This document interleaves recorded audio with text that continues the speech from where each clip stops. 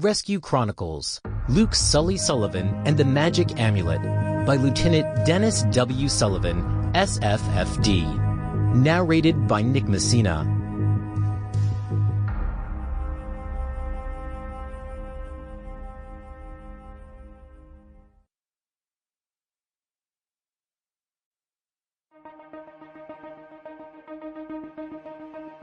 Chapter 1.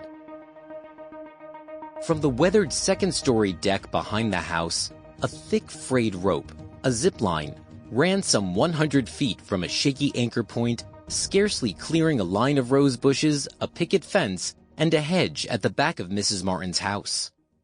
Perched on the railing of the deck, Luke peered out through the fog and could see only the rope. Even on a gloomy summer day like today, staying inside in front of a computer screen was not for Luke and his best friend, Jack. It wasn't in their DNA. "Where did you get this rope?" asked Jack. "Found it in a pile of stuff near the garbage cans by the fire station." Jack, with question marks all over his face, thought the rope had seen better days. "Are you sure?" "Don't worry, just hang on. Trust me, it works in the video." Luke was always confident before a rescue exercise. "You mean you've never done this before?" Jack loosened his grip and started the slide away from the railing and onto the deck, thinking twice.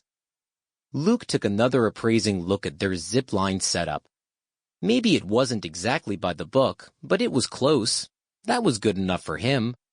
Now he would finally be able to simulate a high-angle rescue maneuver.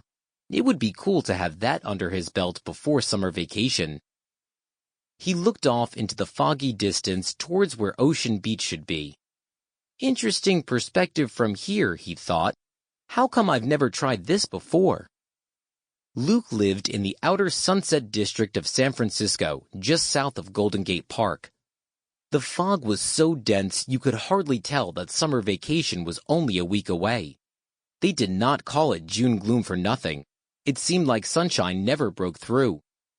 Luke turned back to the situation at hand and tried to calculate the distance from the weathered deck at his feet to the top of the protruding eaves of the two-story house, figuring if there were 12 feet per story with the remainder above the window and eaves adding a foot or two at the peak, that they were about 22 feet up in the air. Luckily, Mrs. Martin was not at home on Tuesday and Thursday mornings because she went to her Zumba class at the Y. Luke had heard her tell Mom. Besides, she would never find out because the attachment at her end had been there for years. So what if the eye bolt was rusted, weathered, and bent?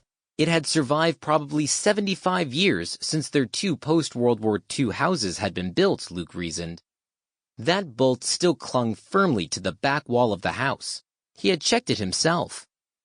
"I don't know, Luke," said Jack, doubt overwhelming the tone of his voice. "What if the brake doesn't work?"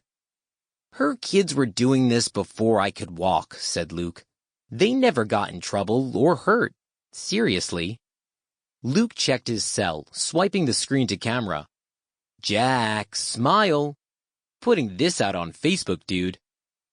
"Think we could stick to one thing at a time?" Jack replied, climbing back onto the railing and reaching for the rope. Luke, juggling more than one thing at once, repeated the hitching instructions to Jack as they both fumbled to harness in. Luke had read all about the maneuver in the firefighter's manual his grandfather kept on the bookshelf at his house, even making a few improvements to what he could remember from the YouTube video and the zipline trick the Martin kids had enacted a decade before. So what if they had only done it from the top of the first story? What was 12 more measly feet to a firefighter in training? "Okay, Jack, sit up on the railing, then grab onto me once I'm set."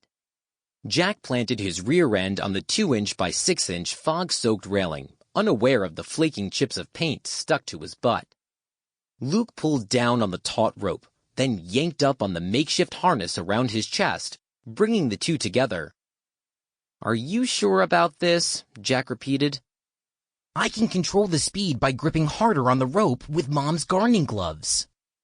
Luke looked at Jack's face, an anticipatory grin spreading across his freckled face. In a flash, the boys were hurling downward, blind, their mouths wide open, yelling in Sample complete. Ready to continue?